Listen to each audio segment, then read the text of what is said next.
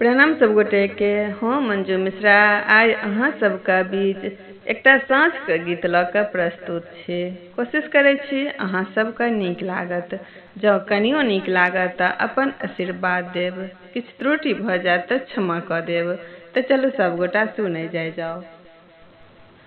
संझा मैया हे साँझ पड़ैते चली आब, लक्ष्मी मैया हे साँझ पड़ैते चली आब, संझा मैया हे साँझ पड़ैते चली आब।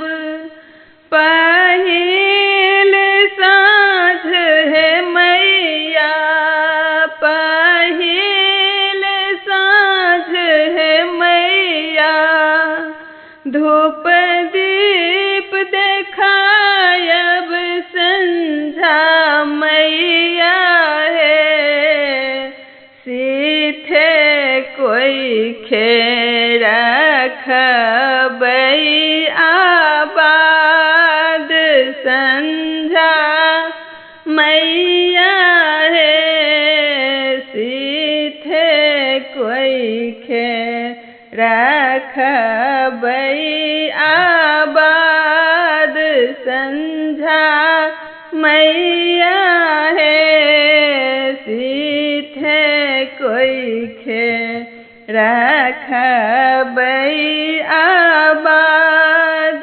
दोसर साँझ हे मैया, दोसर साँझ हे मैया, संध्या वंदना करब संझा मैया हे, धान बीते रखबै आबाद, संझा मैया हे धान बीते रखबै आबाद, संझा मैया हे साँझ पड़ैते चली आब, लक्ष्मी मैया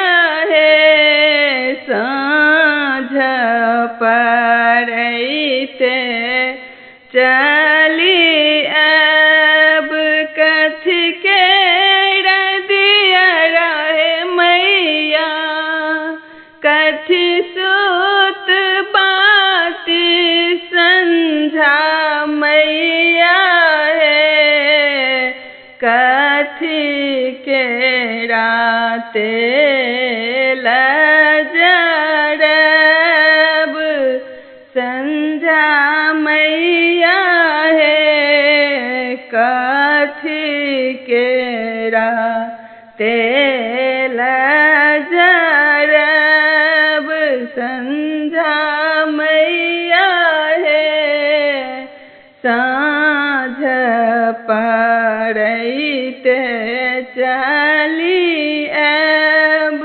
सोना के दिया रहे मैया, सोना के दिया रहे मैया, पट सूत बाती संझा मैया हे, सरसों के तेल जरब लक्ष्मी मैया हे, सरसों के तेल जरब संझा मैया हे साँझ पड़ैते चली आब। जरा लागल दिया